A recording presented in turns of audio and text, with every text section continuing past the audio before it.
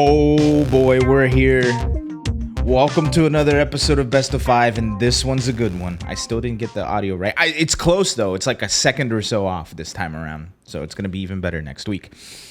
My name is Elon. Welcome to another episode of Best of Five, and holy shnikes, this week blew up. We were just talking in the pre-show chat here. A lot happened in like 3 days. Like the world has changed. It's crazy. Before we start the show, excuse me. Oh no, the camera stopped. Sorry, I'm using the fancy camera and I thought I was holding up my hand for it. Before we even start the show, first, we got a couple of things we need to take care of right off the bat. Starting with, I need to make a deal with you guys. Right, those of you here watching on Twitch, those of you watching on the YouTubes, and everybody listening on the podcasts and everywhere, we're gonna make a deal.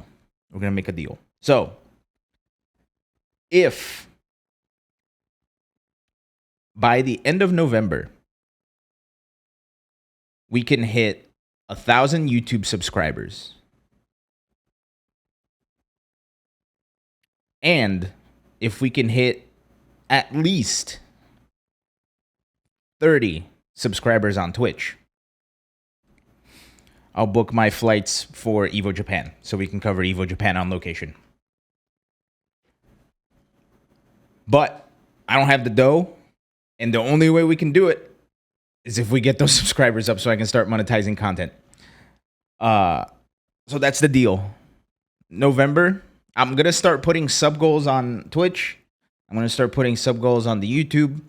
If we can start monetizing the YouTube channel, I'll have enough dough for a flight and hotel stay over at Evo Japan. So get to it. So yeah, that's the deal. I need your help to get to Evo Japan, and one of the options is free.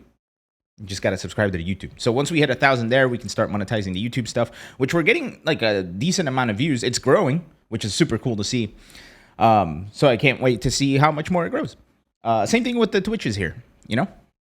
All right, enough of all this shenanigans. Look, here's the situation. Tonight on the show, we're gonna recap like we always do. We have a new segment. You see this right here?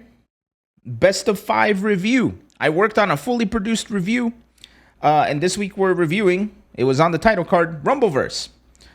So we have a full-on review of Rumbleverse that we're going to play on the show. And as soon as the show is over, it's going to go up on YouTube. It's going to go up on YouTube at 9:30 tonight. So if you miss it here, you can watch it on YouTube at 9:30. And if you're listening, you can watch it on YouTube at 9:30 p.m. after this podcast is done. Which, if you're listening to this, then it's Saturday or later. So it's probably already up on YouTube. So go check it out, man. I put a lot of hard work into that, and it was a lot of fun. And I hope you guys like it. We're going to talk about Tekken 8, the surprise reveal off of the PlayStation State of Play. Who would have thunk, right? Everybody got caught off guard. Nobody saw it coming. It's crazy. We're also going to talk about Street Fighter 6. We knew it was coming, but goddamn, they dropped everything. We know everything about Street Fighter 6. Not really, but still, we got so much information. And there's even more. There was a little bit of drama with the Plus R community. New PlayStation Fight Nights tournament is being shifted around. And we got some Guilty Gear and BlazBlue Cross Tag news. So we'll be talking about that later on in the show. However, to start things off, we got to kick it over to our weekly recap.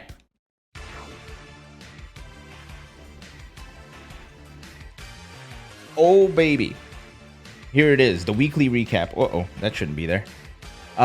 First, big shout out to That Mean Scene, Blue, and all the crew, the producers, for putting this together. Without them, this would not be here.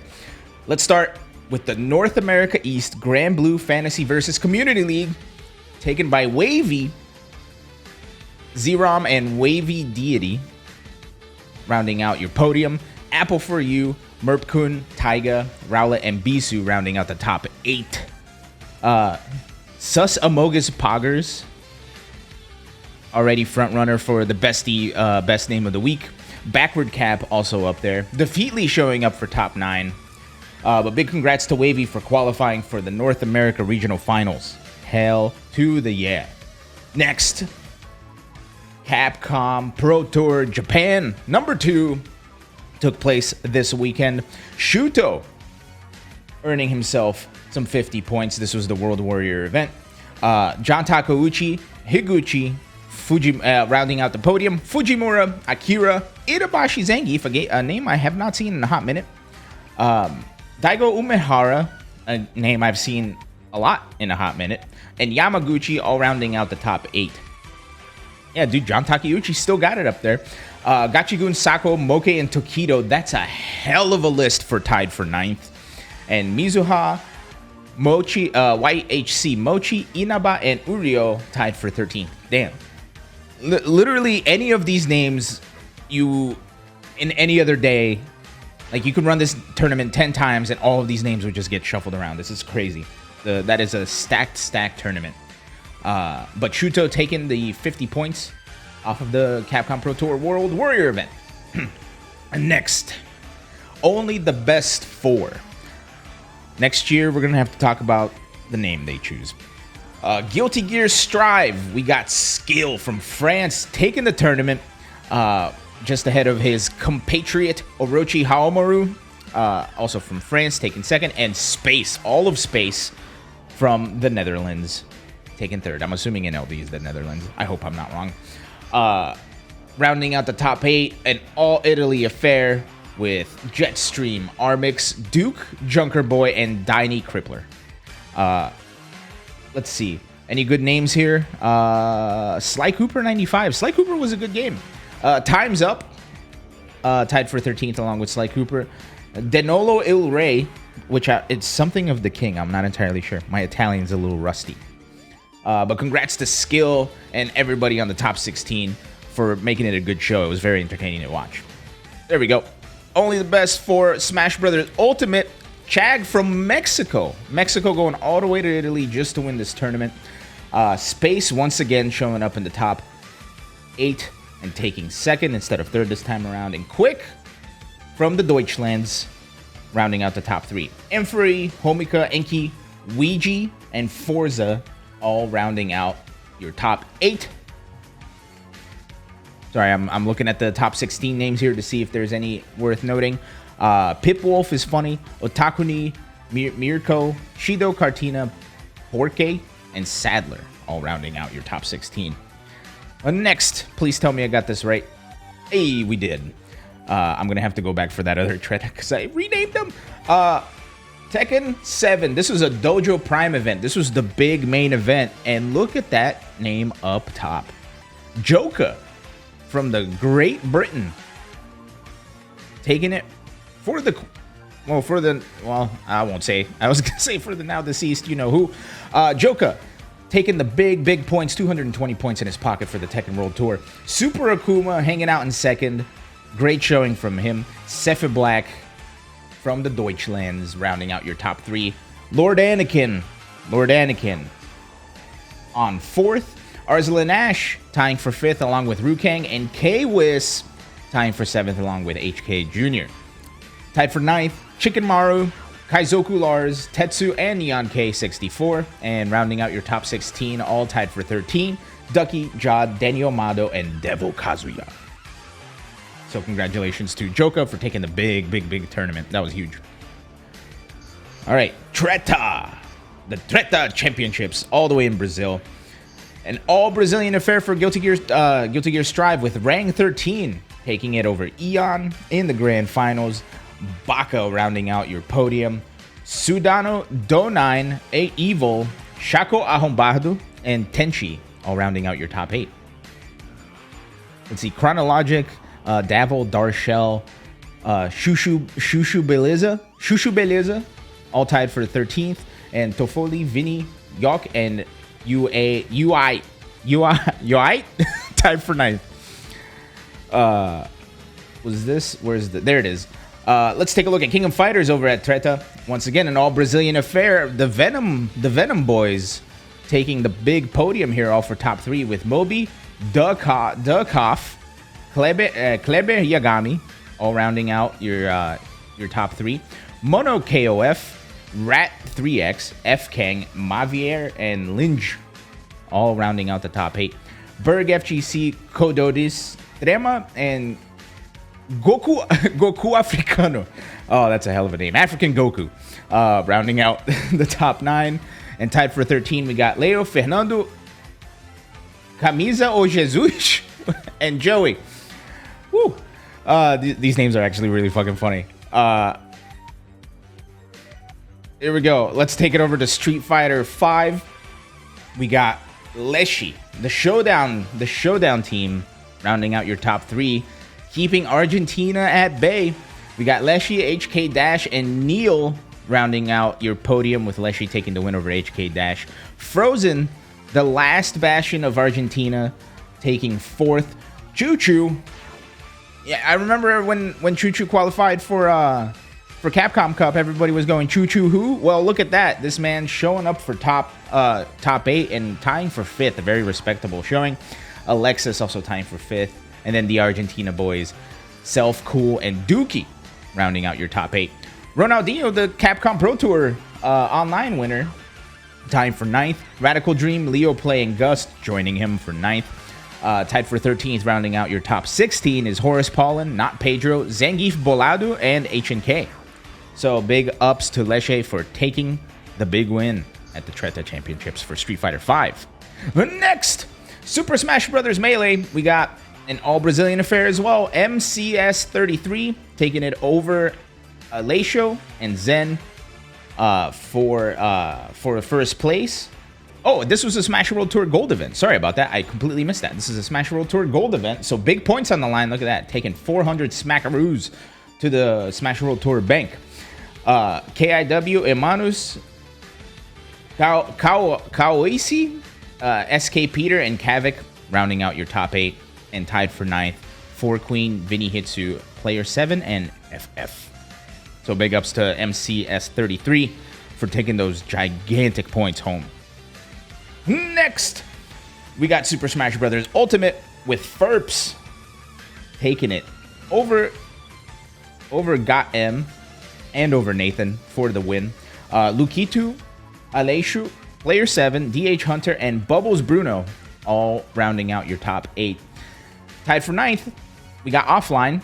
We got Discord. The Discord was there. Vieira and Giova rounding out your top, or tied for 9th. And the rest of the top 16, tied for 13th, is Matt, Gigas, SK Peter, and Samwa, all rounding out your top 16. Tekken 7, this was a Dojo 48 plus event, so they had more than 48 entrants, so they got some points. Leo Chavez taking the big 70 points home over Mago Negro and over Empty. Excuse me. Man, my throat's going. The Great Ivan, KB, Luigi, Thor, and Thiago Tony all taking the big top 8. Slater, Tony GT, Tenobio, and DSS tying for 9th. And Yorcom Y, Holy Demon, Yu, and Louis Moraes tying for 13th, rounding out the top 16. Treta also had a shit ton of other stuff. Guilty Gear Plus R was taken by Trema. Central Fiction was taken by Trema. Melty Blood Type Lumina was August top. Dragon Ball Fighters was taken by Ben Days. Bane Days? I think that's his name. DNF Duel was taken by Nathan.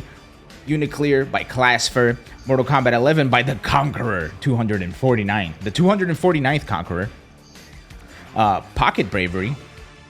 I don't think I know that game. Was taken by Killer Shinnok. Skullgirl's Second Encore, I skipped it. Taken by Kaipoguru. And Super Smash Bros. Ultimate Doubles taken by Lukitu and Player 7. So congrats to everybody for an excellent showing at Treta. Last but not least, we had a big Smash tournament this weekend at Riptide. Riptide 2022 was going down, and look at that name up top. Hungrybox once again claiming the throne for the Smash Bros. Melee singles over Plup, Jamook, S2J rounding out the top 4. Ginger, Zane, Axe, and Magi rounding out your top 8. We had Polish, Moist Smoky. Man, I don't know if that's an uppercase I and a lowercase L or 2 L's. or two uppercase I's. I'm going to call him Lod, Ilod. My name is that way too, man. I feel for him. And Scherzo tying for 9th. We got Zuppy, Zamu, Azil, and Pleba rounding out your top 16, tied for 13th. And lastly, Smash Brothers Ultimate Singles at Riptide was taken by Tilda over Peebnut. Peebnut? That's a hell of a name. Peebnut getting runner-up. So Tilda winning the tournament. Third, rounding out your podium is Zamba and Apollo Kage, Jake, Skittles, Lewis, and Kurama rounding out your top 8. Tied for 9th is Naito Sharp, Shinji, Grape, and Send. And last but not least, tying for 13th, rounding out your top 16 is Quink, Atata, Toast, and Suarez. Atata also runner-up for best name of the week right there. Now, that's enough of looking at the past. Let's look towards this weekend because, hell, we got a hell of a weekend coming up. It's Rev Major 2022, baby. Rev Major is going to be a big event for Tekken, a big event for Dragon Ball FighterZ. I cannot wait to see all that goes down over at Rev Major 2022. I've already seen so many pictures of everybody traveling over to, is it Singapore? I believe it's Singapore. Everybody traveling over to Southeast Asia for the big tournament. I cannot wait.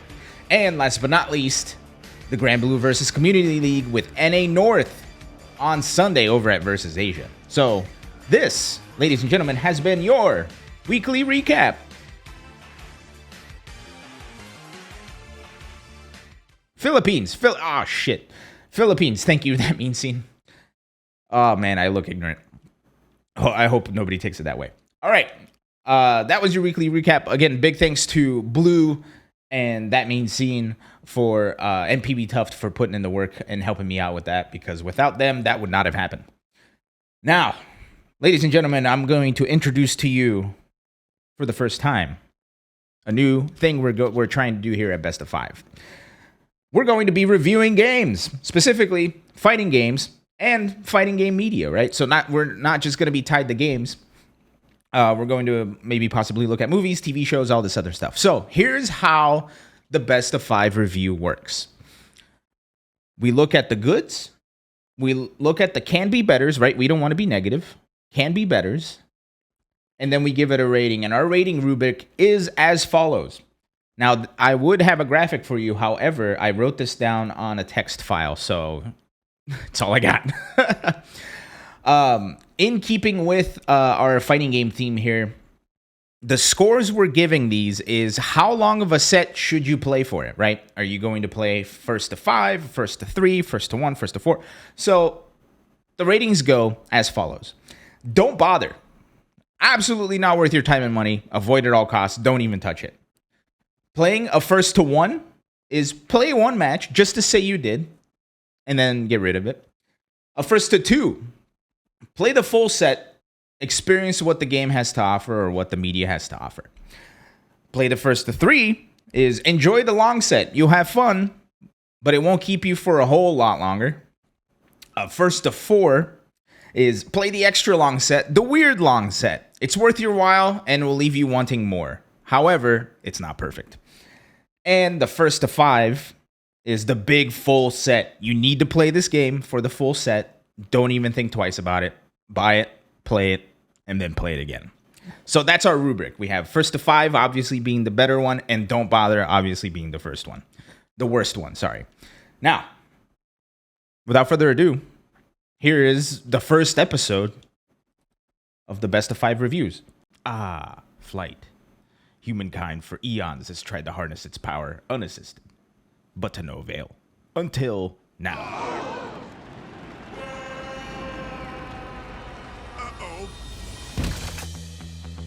Rumbleverse, a 40-player melee battle royale, will have you soaring, gliding, and floating until gravity eventually takes over, which then you'll either harness its power or suffer the consequences. Thanks, Newton. Today, we're going to review Rumbleverse. We're going to look at the goods, the can-be betters, and then give it a rating. Here we go.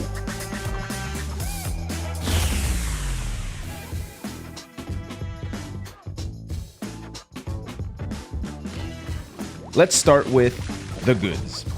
Grappital City and its surroundings feel very, very diverse. From the inner city feel of the offsides to the more bougie Grappital Central and the suburban Bold Coast and Trophy Heights. Grappital City has very diverse areas, and it feels like every final circle is in a different spot on this map. This game allows you to play it however you want. Anyone can be a champion in this game with any combination of stat-enhancing protein shakes and any combination of special moves. Of course, as with all games, some builds make things easier than others, but for those of us who are stubborn enough to stick to one style or build, it's good to know that it's still viable in one way or another. Doing things in this game like punching, chopping, slamming, throwing, taunting, fighting, etc., etc., etc. feels great. Feels amazing even. I'm sure you've seen endless clips of someone getting chokeslammed off of a skyscraper for an absurd amount of damage, or someone ambushing a group of fighters with a meteoric elbow drop off of a huge edifice. That stuff is just plain fun to do. Victory in this game also feel very earned for the most part, and it is due to the melee nature of the game. You have to fight through 40 people, and even if you evade about 35 of them or so, you'll still be forced to battle at least one or two opponents to earn the belt.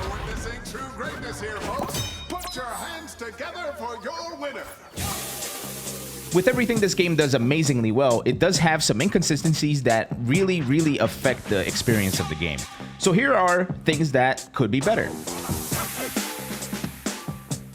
While I talked about how it's possible to win this game with any and all builds, there is one thing that I think needs some attention, and it's the weapons.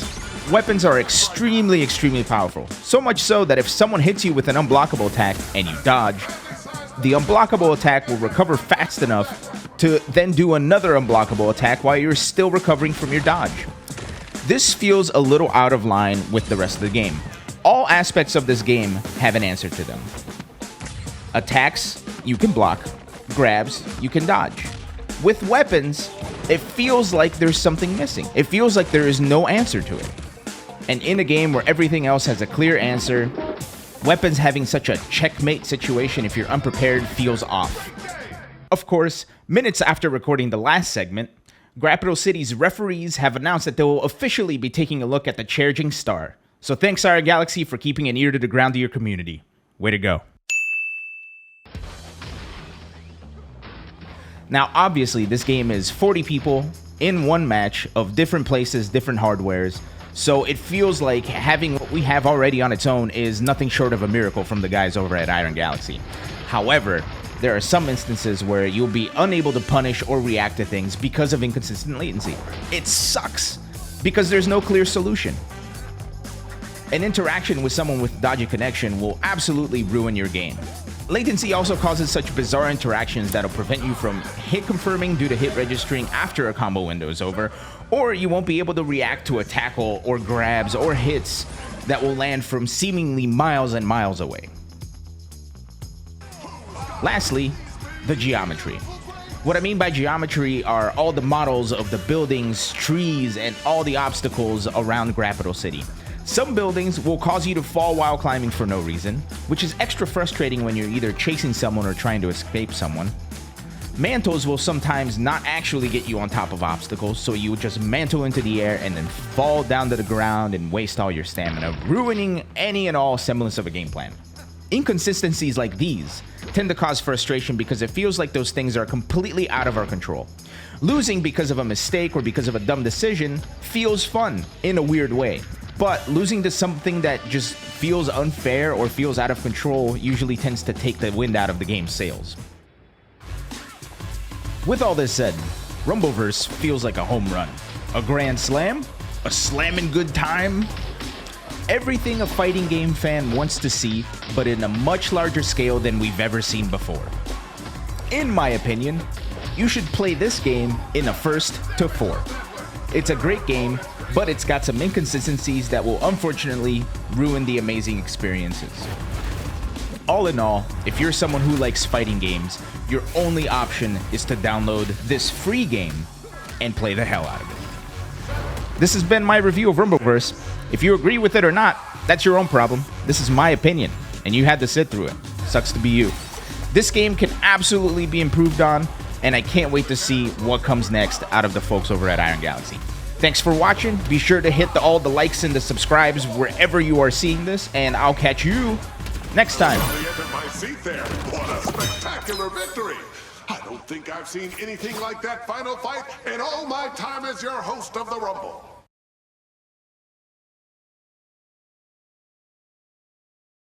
There you go. That's the best of 5 review.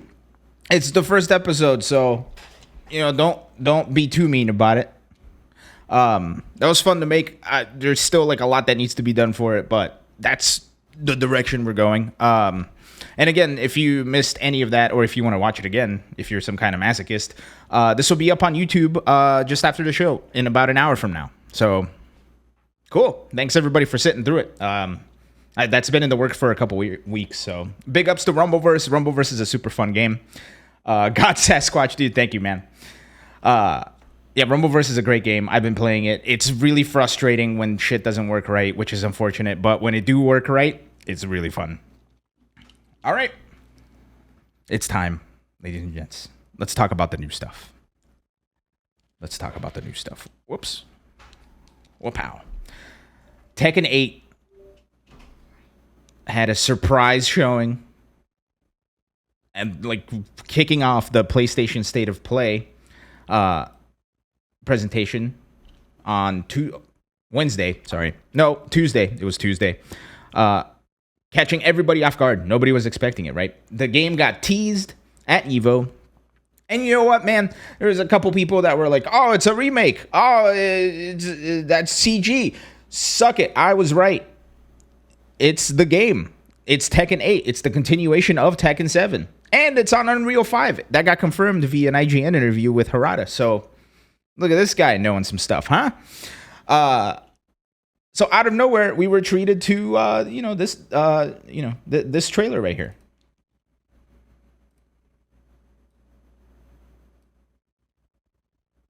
Look at that. Unreal Engine, baby.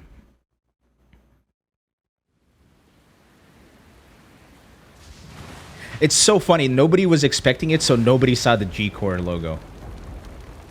It was unbelievable.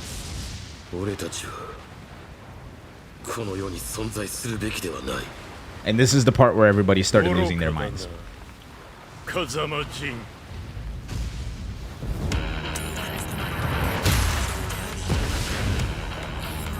Fight. Now, for those that haven't picked it up, the song that's playing in the background, that's the hidden character theme from Tekken 3. It's a remixed version of it.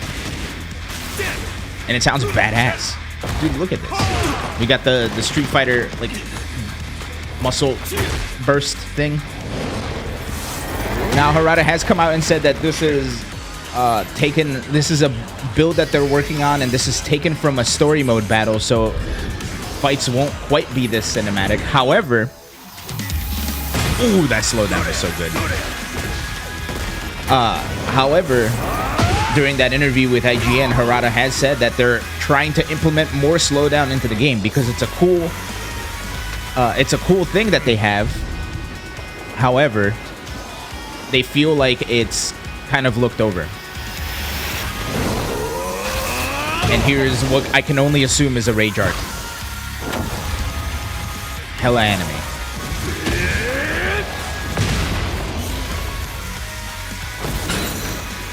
And then the chains breaking. And we got the 8. It's official. Tekken 8, baby. Now, it only says stay tuned, so who knows when's the next time we'll get to see anything for Tekken. However, a lot of people, including myself, were expecting to see this like 3-4 months from now, right? Like I thought we were going to see something at the Game Awards. Instead, we all got shocked. Something interesting. Yo, Animate Sam, thanks for the bits, man. Dude, the chain breaking? Yeah, and that's like story stuff. So that if you guys haven't seen it, IGN interviewed Harada about this, and the hilarious part of the interview is like right at the beginning of the foreword, they said that they were going to ask about the rollback netcode, but Harada said that they're not there yet. So I don't know if that's him avoiding it. Ooh. Pretty scary. So here's a couple of things that we got from this trailer. There's a lot of information here. and there's a lot of good stuff and some things that are unknown because we don't have any like enough information to make assumptions that are leading us to make interesting assumptions that, depending on who you talk to, might be good or bad. First, Unreal 5. Unreal 5, it looks good. They started working on this game in Unreal 4 and then switched to Unreal 5. According to that same interview from IGN, Harada said they completely started from scratch. They did not use anything from Tekken 7. They didn't use anything from past Tekkens. They just started everything from scratch. So everything is going to feel new. Everything's going to be like have a different feel to it, right? Now here's the thing. Unreal 4 switching over to Unreal 5, from what I've heard, is the easiest switch between engines, right? Like the entire time, or like one of the entire purposes of Unreal Engine 5 that Epic has been working on is making that switch easy, right? So there's a couple of things that do look a little off, and I think it is because of that switch. You know what? Fuck it. Let's just go take a look, shall we? I was gonna like originally pull up the YouTube video so we can like frame by frame this, but we don't have that kind of time because we have a lot more stuff to go over. But let's go back to that trailer real quick. Let me see if I can pull some stuff off of here. First, let's take a look at the rain effects, right? Let's take a look at the rain effect. So, in Unreal 5, there's a concept that everything reacts to everything else. There's a certain engine there's a certain aspect of Unreal 5 where everything can react to everything else. So my first initial thought was the raindrops were actual raindrops, and they were doing all of the speed ramps, all of the slowdowns, to show that, look, the rain is slowing down, right? However, that's not the case. Let's take a look at one of those speed ramps now. However, all the rain effects do look amazing. Let's see if I can... Oh, there we go. So, notice the raindrops. The interesting part is these are all layered filters, which is a very Unreal Engine 4 thing to do, right? However, I think because of the power of Unreal 5, they're able to use a lot more filters and a lot more layers in the front of the camera. So, I find it super interesting because you can see now all of the raindrops are streaks.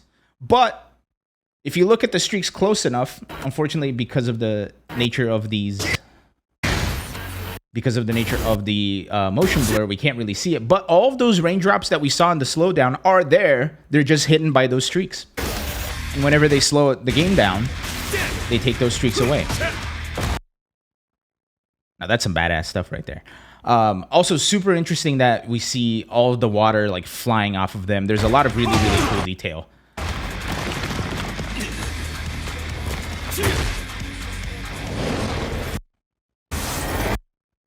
this is all probably like story mode stuff. So nothing we can really like glean off of it, except for, you know, an engine cutscene. Also, all of this stuff is in engine. None of this is like pre-rendered or anything, which is awesome, right? Now, here's that slowdown again, right? Ow. Something else worth note. Okay, this is what I wanted to point out specifically. So, again, with the way Unreal 5 works, essentially trigonometry no longer has a limit in Unreal 5, right? They're able to really like get a lot of detail out of a lot of things and make things look as realistic as possible. However, look at the bottom, right by where Kazuya's feet are now. See the rock? See the rock on the bottom? See the rock on the bottom? And it clips. It just disappears and clips through the ground, right? That's an Unreal 4 thing to do. I believe with Unreal 5 that probably would have stayed there. However, these are just some fine details. And this is also what, like a pre-alpha, like probably build number 1. So there's probably a lot more to come. Next, something that I want to point out. It's a mix of 4 and 5. Yeah, that's what I think it is. However, again, this something that I need to remind myself of is all of this is like first build shit, right? Like we have, like this is not. There's a real good chance that the game is not going to look like this And it's going to look even better when it actually comes out, whenever that is. I just hope it's not early 2023, right? Because then it's going to come out in 2024. As with, the Tekken 7 early 2017 jokes. But yeah, dude, like all of the wind stuff. This is definitely like story stuff, but all of the wind looks so fucking cool. Like the fire on the back left. How the light reflects off of the hit sparks looks really interesting. And then we get all this shenanigans. This is really fucking cool, man. The fact that we're seeing a fighting game that looks this good and is running on Unreal 5 is amazing. Now, something else I wanted to talk about, and something that was pointed out in the PlayStation blog post, is look at the background. I don't know. There's a part of me that wants to say that the background is reactive, right? If you look at the background, there's a ship sinking in the background, right? And there's lightning, there's waves, there's all this other stuff. I'm thinking they took a page out of the Killer Instinct book, right? You know how in Killer Instinct, whenever you're doing damage, whenever you're comboing, whenever you're doing stuff, shit happens in the background, and it happens more dramatically as you're doing damage. I would love to see something like this in Tekken, right? Could you imagine like you doing like a full combo and like lightning hitting at the right times and all this other stuff, or like that ship sinking or like blowing up as you're like doing big damage? That shit is like the cherries on top that we need in fighting games, right? So I cannot wait to see. I really hope that they're doing something like that, because that would be so fucking cool to see. Now, here's the big worry. A lot of people have brought this up, and after people have brought this up, it got in my brain. And I don't know if it's actually that way or not, but it worries me. Did you guys notice in this trailer that there is not a single sidestep, and it just looks like a 2D game? We don't see the back of the arena at all, but every time they do like the cutscene stuff, every time they do the dynamic camera, it looks like the stage is round, as with all, or like it looks like the stage is like a full stage instead of just like the 2D area. But that worries me a lot, because one of the big tenets of Tekken is the fact that it's 3D, right? Like it's sidestepping. That's a huge thing. We see a lot of Korean backdashes. We see all of the other stuff there, but there has not been a single sidestep. Something that does put my mind at ease is, once again, in that IGN article, Harada talked about the challenge of making things accessible without taking big aspects of the game away. He specifically talked about the freedom of delaying certain strings, right? How with certain characters, he specifically talked about Paul, is you could have one hit and then you can delay the second hit as late as like to a certain degree, so you can change up the timing, and that kind of freedom is inherent to Tekken, so they didn't want to take that away. I really hope that they're approaching the 3D world in that same way. But yeah, and I don't know if it's one of the cases where, like, sidestepping isn't important to the general population as it is to us in the FGC, right? So yeah, that's something that's a little bit scary. I hope it's just unfound fear. We'll see. What else did I write down here? Oh yeah, the dynamic camera. So the dynamic camera is part of the story mode. However, again, I just want to bring this back up. At the IGN interview, Harada did say that they like the slowdown. It's a cool thing, and they're looking for different ways to implement it more into the match. So does this mean that every time we get a counter hit or a low crush or a high crush that it's going to slow down? That'd be interesting to see. It'd be interesting to get used to. And I think they tried to do that with Guilty Gear, and they did to a specific degree, right? Markheis in the chat saying, "I want Tekken to take a risk for Tekken 8 and then just refinement for the past decade." Yeah, no, I agree with you as well. And something again that they talked about in that IGN interview is that that's why they're starting completely from scratch, right? It's not just improving on the existing formulas; they're just making a whole new formula. So I think we're gonna get something pretty great. And the fact that they're already putting this much work into the graphics and into all the other stuff is a testament to that. And I hope they're not just putting all the budget into graphics. one other thing, I keep referring back to that IGN interview. If you go to IGN, it's there at the Harada interview. Harada also talked about all the game modes that people love, right? So hopefully this means that they're going to have a lot more game modes and a lot of other stuff happening. And yeah, we have been playing Tekken 5 for 20 years. Yeah. Hell, we've been playing... Dude, Tekken is almost... Like, it's getting close to, like, 7 years old now. So we've been playing Tekken 7 for a while. Tekken 7 came out in what, like 2015 in arcades? Oh, that's the other thing. This is the first time in Tekken history that they have announced a game for consoles before they announced it for arcades. In that IGN interview, Harada said that they can't talk about where it's going to be other than the stuff that's already been announced. So, but that's a huge thing, right? And it kind of sucks, right? In a way, it kind of sucks because arcade culture has been so important to the FGC. So, like, seeing kind of like the last remnants of it disappear with the pandemic and with essentially like everything kind of shifting around. It's a little bit sad, but it's a little bit encouraging as well, right? They're finally like moving forward with it and making it a unified experience for everybody, not just people who live in Japan or have a round one by their house. I just laughed a lot, or I just spoke a lot rather. Let's go back to the trailer because there's a couple of things that we also gleaned from it. And this is one of those things, again, where we have seen this stuff before. Let's see. This combo right here. Just two electrics into a corkscrew. So we got corkscrews back, right? Look at this. Big old corkscrews. So usually with Tekken, you know, they have the bounce system or they have the corkscrew system, blah, blah, blah, blah, blah. We got the corkscrews back. So I believe that's where the game's going. And honestly, I'm here for it. I'm a fan of the corkscrews and of the combo structure that they have with those. I think it's pretty interesting. And again, it lets you freely go about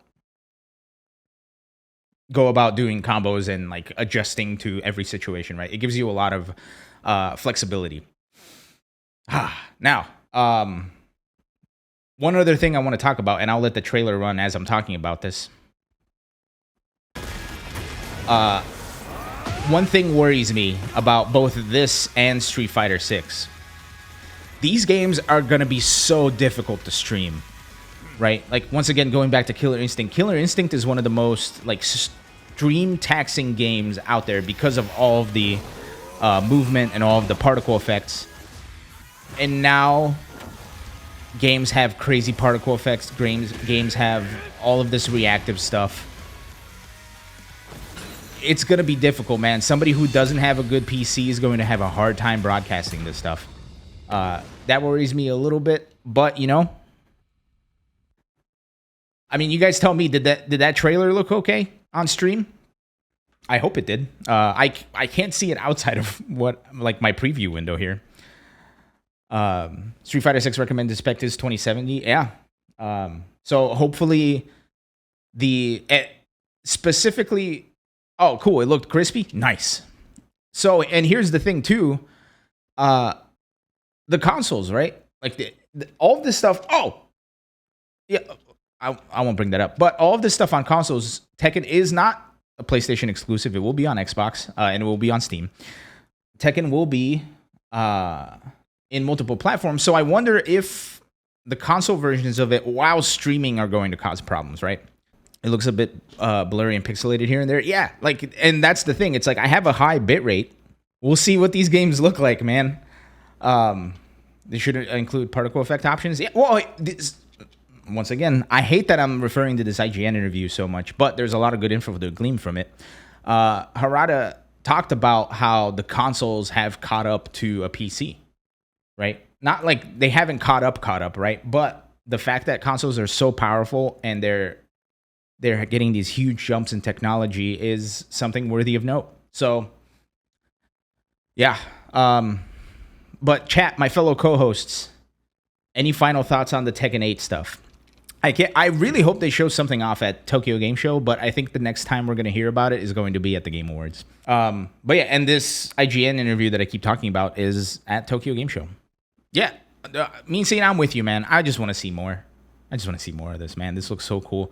And I really hope those backgrounds are reactive, man. Oh, that would be so fucking cool. Xbox specifically is treating a lot of new console installments as basically just an upgrade. Yeah. And the fact that there's like two versions, right? There's the Xbox Series S, which isn't as powerful as the X. Leads to, I'm super interested to see how they handle that. Oh my God, it's 8:53. Let's get to Street Fighter 6. There's so much. This is going to be a long ass episode. I apologize, everybody. All right, let's get to Street Fighter 6. Look, earlier today, if you were not here on the stream, you're a loser and you missed out. I managed to show up right before the Capcom presentation started, so I got to see everything and I got to experience everything. Dude, yeah, Capcom just kind of let loose, dude. And it's so crazy. There's so much information out about Street Fighter 6, and there's a full presentation tomorrow. This was just like the Capcom's like presentation. There's a full like Street Fighter 6 focused presentation tomorrow. I don't even know what they're going to talk about. Like, what time is the presentation? I think it's at 8 a.m. Pacific. Right? I think that's correct. All right, let's stop talking about it. Let's just look at some stuff, shall we? First, we had it's unfortunate that we knew Street Fighter 6 stuff is coming because I could not register any information about any other game. I was just looking for Street Fighter 6. But right off the bat, we were treated with this.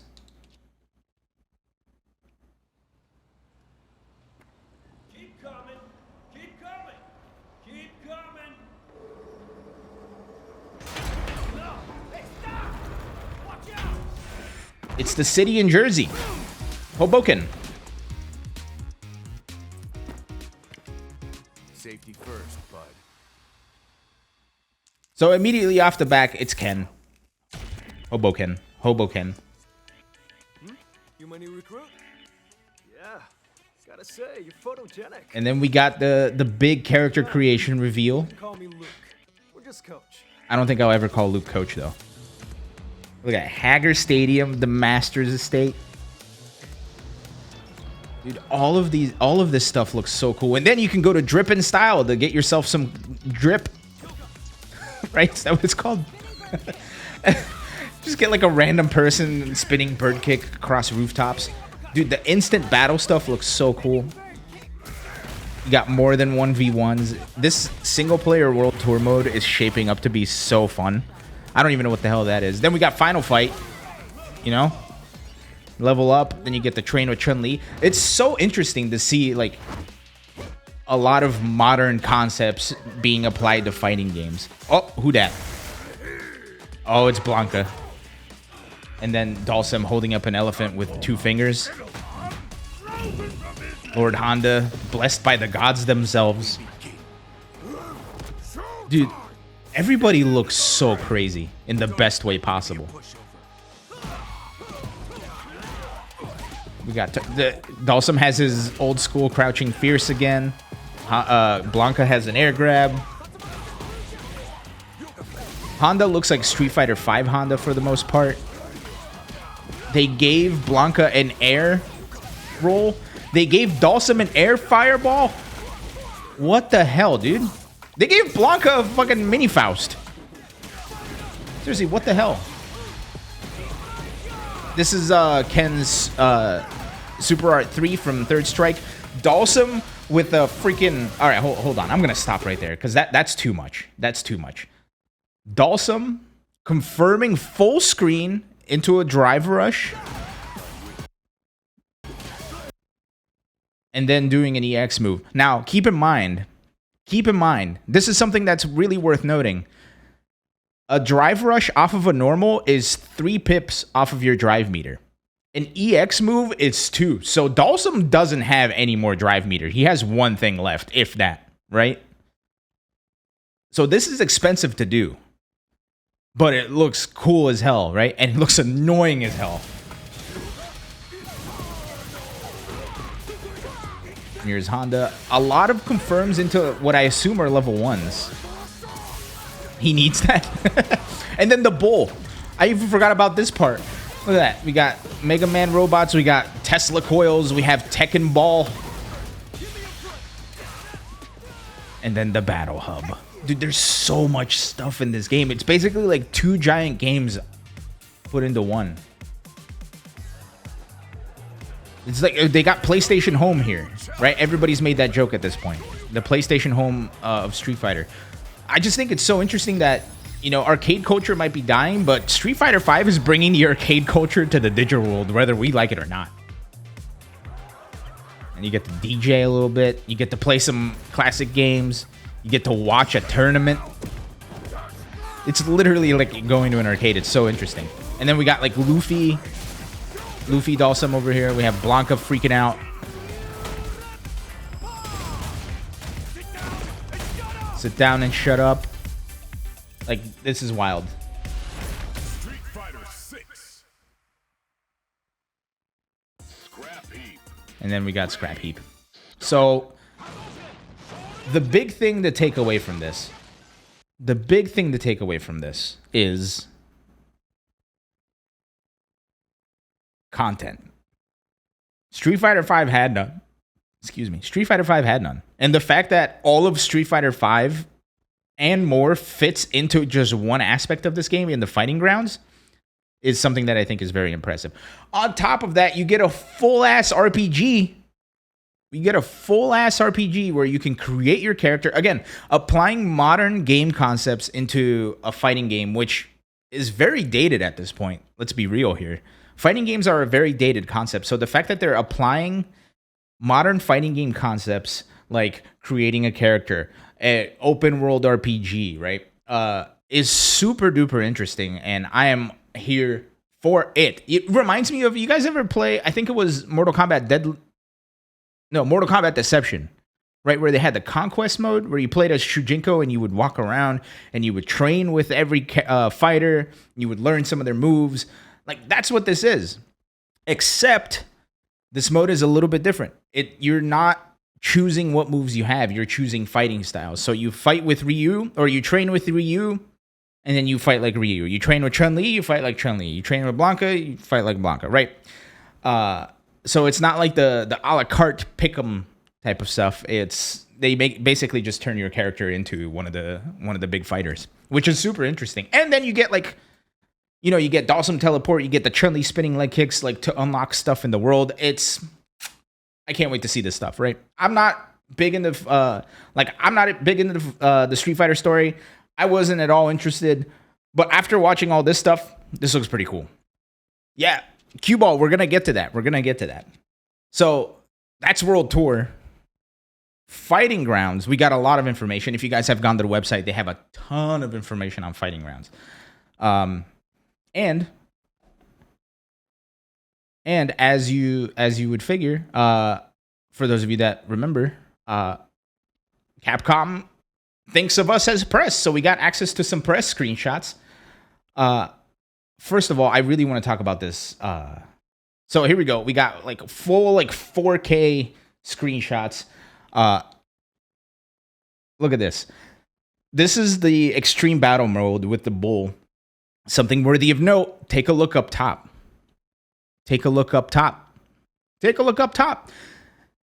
This mode, extreme battle, you can basically change everything. The way this works is by knockdowns. So in this mode, whoever gets knocked down 5 times first loses. And you got a bull running back and forth, right? Next is Tekken Ball. This deals damage. However, once again, look at the health bar. It's not 2 bars going down. It's legit a pendulum. Or not a pendulum, but like a balance, right? So this is a very interesting... Like, I can't wait to see more of this stuff, right? And then finally, we have this mode, which... Again, look at the life bars, right? This mode, what I think it is, now this is pure speculation upon what I've seen. I think what this is they choose a move and then you have to hit your opponent with it, right? So for example, this says Drive Impact, and you see Jamie hitting Luke with a drive impact, and you look at the top right, you see Jamie has more points than Luke. We also saw at the very end where it said taunt, and we saw Luke taunting and then Jamie losing. So I think this is literally like a Simon Says type of fighting, which is going to be so damn cool. I can't wait to see it. This shit looks so cool. Also, let's go through some of this other stuff here. Look at this Blanca screenshot. Hitting him up. Dude, like Blanca looks so crazy. And he's a tour guide now. Blanca's a tour guide. Let's take a look at Dalsum. Why does Yoga Flame reach that far? Who the hell made this decision? Why does Yoga Flame reach so damn far, dude? This is going to be such a pain. Dude, this looks cool as hell, though. He also doesn't have skulls anymore. Notice, he has the rings that used to be around his wrists. Let's see, do we have any more Dalsum screenshots? No, that's it for Dalsum. Let's take a look at some Honda. Ooh, dude, the 100-hand slap looks so cool, right? This stuff looks so crazy. This, I think, is his critical art. There's a ring of fire. Like, he's in a sumo ring of fire beating the shit out of Guile. This is crazy. And then last but not least, here's, again, particle effects. Gonna be tough to stream this game. Gonna be tough to broadcast it. Gonna be tough to record it, right? Particle Effects City. And then we got the Ken wind up. He's going in for it. Man, this is crazy. This is crazy. On top of this, on top of that, we got a lot of information about the Battle Hub. So, the Battle Hub, essentially, PlayStation Home. It's the PlayStation Home version of Street Fighter 6, where you can take the character that you made for World Tour, and essentially, you go to an arcade. Battle Hub is an arcade. You can go to the floor, you can sit down at a cabinet, and you can play people. Something worthy of note, and this is both impressive and slightly worrying, each Battle Hub lobby holds 100 people. That's a shit ton of people. However, I hope it's not a situation like Guilty Gear Strive where you're stuck playing only those 100 people, right? I hope there's like a more general matchmaking when you sit down at a cab that lets you play a lot of other people. Region locked? I don't know. I hope not. Especially if their netcode's good. Let us play everybody, man. But yeah, so that's something that was slightly interesting is it's 100 people, and my sincere hope is that it's not, we're not tied to just playing those 100 people. But rather we get like a more spread out matchmaking. How that works, I have no idea. Now, let's take a look at some of this Battle Hub screenshots, right? The Battle Hub arcade cab, you can play, the Battle Hub arcade cabs, there's a section for Extreme Battle. There's a section for Battle Hub matches, right? And Battle Hub matches are essentially the fighting ground, ranked or unranked. Here's some screenshots. Look at Ryu. He's challenging the Battle Hub match, right? Man, look at this stage. What's hilarious is in the background, do you guys see the background? It looks like the old like Street Fighter 6 logo that was like a like a royalty free logo that they bought. That kind of looks like that old logo. Still in there. It's gonna be a meme forever. But dude, this looks so cool, right? It's like a mix between like a Tekken and King of Fighters stage and like the like what's it like the Ring of Destiny or whatever. Man, here's the retro section. The retro section essentially allows you to play retro games. So if you're tired of playing Street Fighter 6, you can just go play all these other games. I combed through a shit ton of these screenshots, and here are the games that I've seen so far. I saw Mega Man, Final Fight, which is right here in front of us. We see Sun all the way on the left there. We have Volgus right behind the Final Fight cabinet, which is a shoot 'em up from I think 84. We have Captain Commando on the right. All the way in the back, we have Legendary Wings, which is another shoot 'em up that's very, very old. We also have Super Street Fighter 2, right? Which is absolutely wild. Did I get screenshots of the thing I want to talk about? I didn't. Something that we did see in the trailer, or in the presentation rather, is when you Magic Sword was another. Oh, yeah, Magic Sword I think is what's back there, but they also have legendary wings as well. Sorry. Thank you for keeping me straight on that one there, Cue Ball. Now here's something interesting. For in the presentation, they showed you going into a cabinet, and there's a timer. There's a timer. I unfortunately didn't get a screenshot of this, but there's a timer showing when you go up to these arcade cabs. Now, this could be one of two things. First, man, my hair's going crazy because I'm so excited. First, it looks like, unfortunately, we're not able to play with people online. We're not able to play Super Street Fighter or Final Fight with other people in the Battle Hub. Right? It's called Battle Hub? Yeah, we're not able to play with other people in the Battle Hub.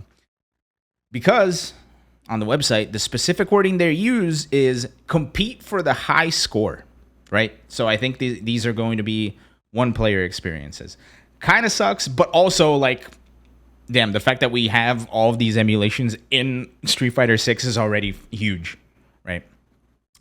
So what those timers mean, what that timer means, it could be one of two things. First, it could be leaderboard resets, right? Because you're competing for the high score. They're probably going to reset the high score like once a month or something. Or what some people are speculating, and I would love for this to be true, and I think they could do it, it's a game rotation. So they'll be rotating games, much like in an arcade. They'll be rotating games in and out. So one week you're going to be able to play Captain Commando. Another week you're probably going to be able to play what? Like Pocket Fighter. It also showed the PlayStation 1 Saturn port of Super Street Fighter Turbo 2. Oh, dang. Dude, could you imagine VSAV over there? It sucks that you can't play against other people, right? It looks like these are single-player experiences. But could you imagine if there was like a VSAV week and that shit was just packed and everybody was just playing VSAV instead of Street Fighter 6? Dude, that'd be so crazy. But the fact that they just have this in here is unbelievable on its own. So big ups to Capcom for like jam-packing this full of stuff for us to do, right? Let's keep going. We have more screenshots. There's a DJ booth. So if you want to DJ, you could, or like just mess around with music, you can go mess around with music. What else we got here? Oh yeah, there is a photo booth area, right? So if you like, you go take pictures of yourself in the photo booth area, and here's the hub goods shop. So this is the big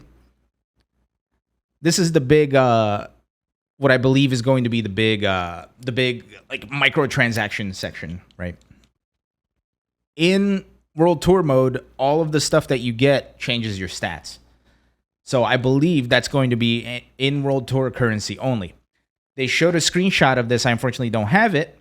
In the store, there's two types of currency. There's a ticket with a D on it, which I assume is the in-game currency because like that's the higher price. There's also an F, like a coin with an F. Is it probably fight money, right? Is it Zenny? I don't know if it's Zenny. It was something with a D. I didn't get to see it. But yeah, there's something else with an F, which could be fight money.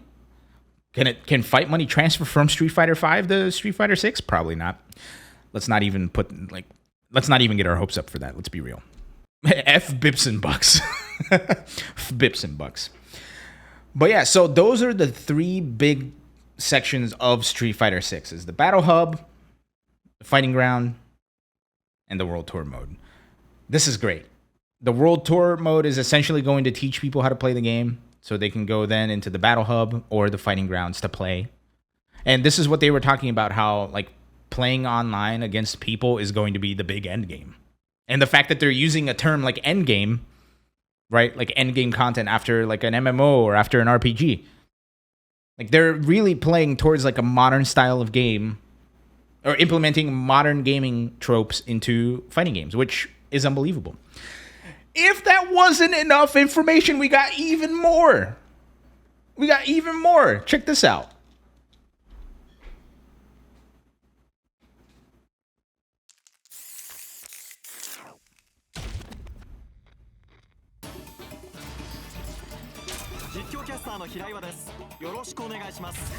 Now I've seen this guy before. I haven't like really kept up with the Japanese esports scene, but apparently he's a big esports personality outside of the fighting game community as well. So it's super cool that they're adding like people that are outside of the FGC game.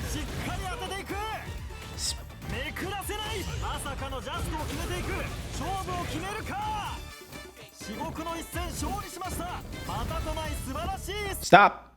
You guys recognize this? Throwback pose. Anyway, let's keep going. Now this is the interesting one.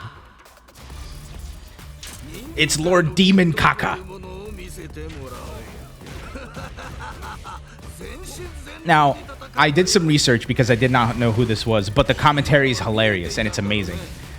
Demon Kaka is a singer from the 80s who does sumo commentary. And in the Demon Kaka bio, it said he's been watching sumo for 300 years, so we're in for a treat with this person. So we even get a sumo commentator in Street Fighter 6.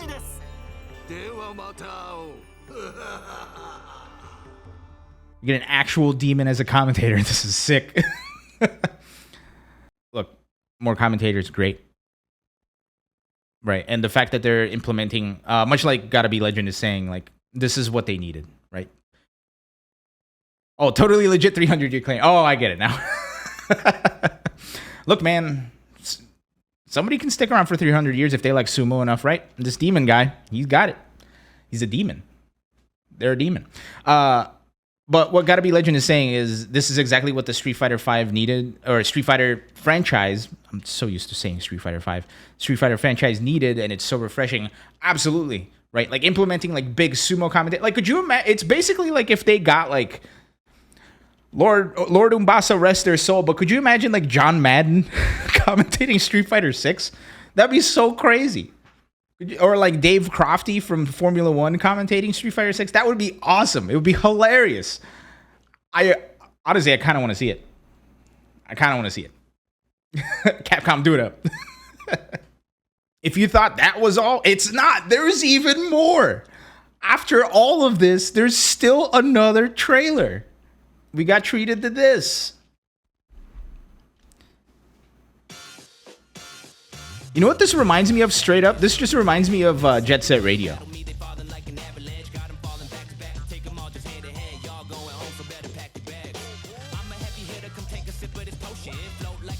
Dude, like a dance crew, like this is crazy. Ocean back, and then all of a sudden things get a little weird, right?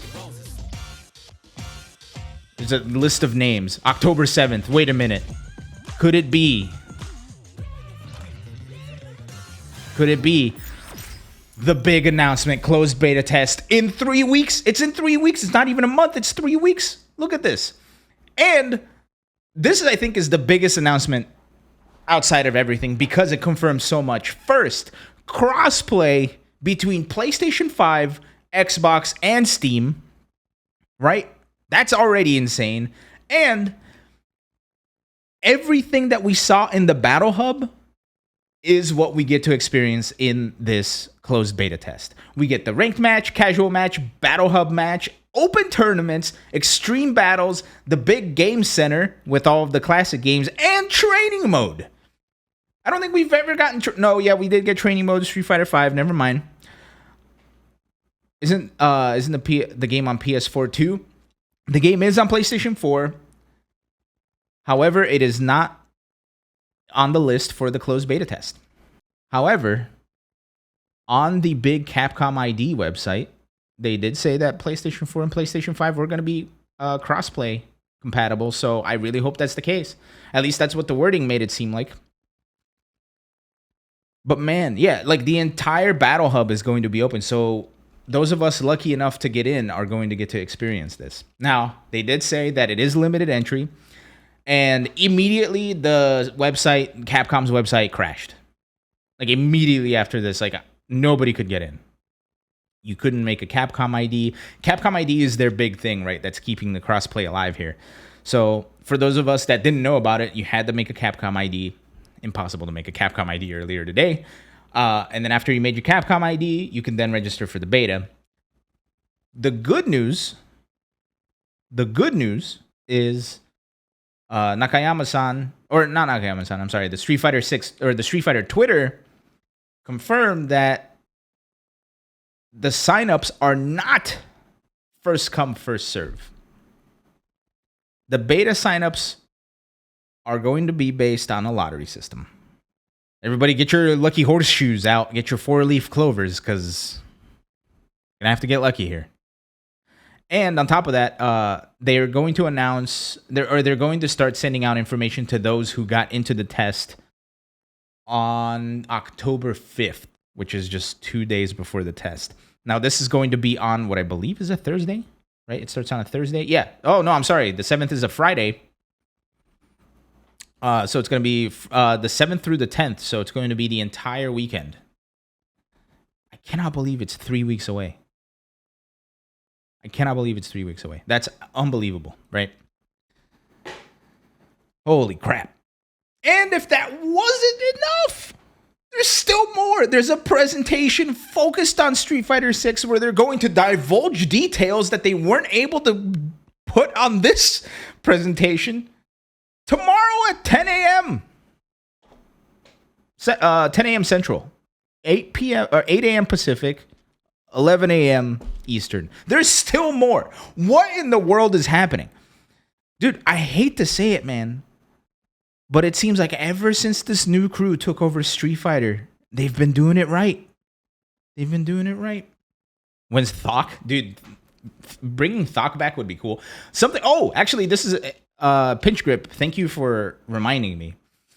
Something that I think is, depending on who you are, is either fortunate or unfortunate. I think it's kind of unfortunate, but all of the designs we've seen so far have kind of stuck with the big leak that we got earlier, right? Back in June. So I think that's kind of terrible, right? That it all got leaked, and unfortunately, like, there's not a lot to get surprised about. But you know, at the end of the day, this, even with knowing what things are going to look like, they still look amazing, right? So that's like the big thing. Olsen saying in the chat, everything's going too well. Reveal the broken rollback. Dude, could you imagine all of this amazing stuff and the netcode sucks ass and we can't play it online? Oh, dude, that would be the most heartbreaking shit ever. Oh my God, dude, don't even will that into the world. Everybody just put that out of your mind now. Don't even bring that into the earth. Oh, dude, I'm already pissed and it's not even happening. Oh my God. All right. Let me see. Did I miss anything? We got the world tour with all the character creation. We got all the new characters. We got the fighting ground modes. We got the crossplay. We got extreme battle. No root kit this time. Here's hoping. We got the beta announcement. I think we got everything, man. Yeah, tomorrow, early in the morning, we're gonna get more. Ugh. But honestly, here's the thing, right? I gotta give it up to both Tekken and the Street Fighter for announcing this stuff before our show. Yes, we had to move our show to the end of the week, but now they're announcing stuff before our show, so we get to talk about it, right? Because actually, even if we were still on Tuesday, we would have been able to talk about Tekken 8, I think. Okay. We got a couple other things on quick hits here, and then we're going to end the show, because holy crap, it's almost been an hour and a half. I thought these shows were going to be an hour long with just me here. It's almost an hour and a half at this point. What the hell? Full disclosure, my plan was to, I was invited to Sidecast Thursday Night Football, and my plan was to do it before and after the show. However, there's too much damn information. We can't do sidecasting of Thursday Night Football today. Maybe we'll do it in the near future. Something else, before I even get to quick hits, here's something else. And chat, this is important. So type 1 if you're listening. Let me see you type 1 if you're listening. Everybody type 1 right now. I need to make sure you're listening because this is very important. It's very important. One person is listening. All right, everybody's typing 1. Good. we got into the alpha for a Twitch feature called Guest Star. What does this mean? With this feature, I'm able to go to you in the chat and bring you directly into this screen right here. So, in the future, I'm still getting it set up and I'm still getting some of the details worked out. In the future, if you got opinions in the chat, you're going to be able to come on the show and we're going to be able to have a discussion. All right? So be sure to get ready. Install Google Chrome. It only works on Google Chrome. Get your cameras, get your microphones, because I need some help. All right? I told you guys you're going to be co-hosts, so you're going to be hopping on. Don't get us banned. Yeah, dude, anybody that comes on, you're more than welcome to Pizza Bet. Speaking of Pizza Bets, almost all of the Pizza Bets are paid out. The only people that are missing are Ebonic Plague and Makoto Fox. Those are the only 2 Pizza Bets that have not been paid out from Evo. Brush your hair. Oh, look, you can look however you want, right? I don't care. Like, look at me, dude. My hair is all sorts of fucked up, right? So yeah, that's going to be coming down the pipeline, and we're working on ways to make sure that stuff works. So I told you guys, you're going to be my co-hosts, so I'm going to start bringing you guys in here. I can't be the only one here. My voice is tired. I'm still recovering from the COVIDs, right? All right. Let's get down to quick hits, and then let's get out of here. It's almost 9:30. And for those of you that missed it, we did a review of Rumbleverse, right? You see it right here? We did a big review of Rumbleverse. If you missed it, it's going live on YouTube at 9:30. So please go watch it, give it a thumbs up and all that stuff. And for those of you that missed it at the top of the show, if we hit 1,000 subscribers on YouTube and 50 subscribers here on Twitch before November, I'll have enough money to book a trip for us to cover Evo Japan at Japan, right? So help us out. Help us monetize this content so we can bring you more content. Now, enough of all this bullshit. Sorry for just spouting off shenanigans. Let's talk about the quick hits. Xbox had a presence at Tokyo Game Show. It was very weird, right? Like seeing Phil Spencer go, Mini-san. What was it? It was Irashai Mini-san or whatever he said, right? Like it's like the very like Americanized Japanese. It was very bizarre. But we got some pretty big announcements and some things that I don't think we were expecting, right? First, Blaze Blue Cross Tag Battle is not only coming to Xbox Series X, S, and Xbox One, it's going to be on the Xbox Game Pass and the PC Game Pass. For those of you that don't know, the Game Pass is the subscription service for Xbox games that has been quite literally a game-changing thing for gaming in general, right? You pay $20 and you can play almost every game on the Xbox library, including old games and new games, right? Like every Bethesda game is on there. They have a bunch of Yakuza games. Now they have Blaze Blue Cross Tag Battle and Guilty Gear Strive. And both of them are coming in spring 2023, which is super duper interesting. You know what else is coming in spring of 2023? So we got announced earlier this week that unfortunately the folks over at Arc System Works need a little bit more time working on the crossplay beta, so they've pushed it back from the end of from mid-September to the beginning of October. So the open beta for Guilty Gear Strive crossplay is going to be towards the beginning of October. However, we got some information. The beta is going to be completely free for everyone. So if you don't own the game, you're going to be able to play it during this beta. So you can go download it for free, try it out, and if you like it, you can buy it. So if you have not played Guilty Gear Strive, you're going to get the chance to try it for absolutely free for a weekend, or however long they do the beta for, right? So that's pretty cool. I can't wait to see what comes of that. But yeah, big crossplay. Can't wait. Next, speaking of Guilty Gear, earlier this week there was a little bit of drama in the Plus R world. For those of you that missed it, Jay Riot, who is a Plus R player who has been doing incredibly well, got accused of cheating, right? They said he's doing things too consistently. He's doing OSs too consistently. He's too good. He's got to be running scripts. The unbelievable part is there seemed like there was a lot of evidence, right? Like people wrote out like entire twit-longers about it with a lot of things, a lot of data. And wouldn't you know it, the terms for Jay Riot to keep playing was that he had to record himself and a hand cam playing. And it turns out he's just that good. It turns out this guy is that good at the game that people thought he was cheating and like came forward with like a bunch of allegations. And sure enough, he showed him what for.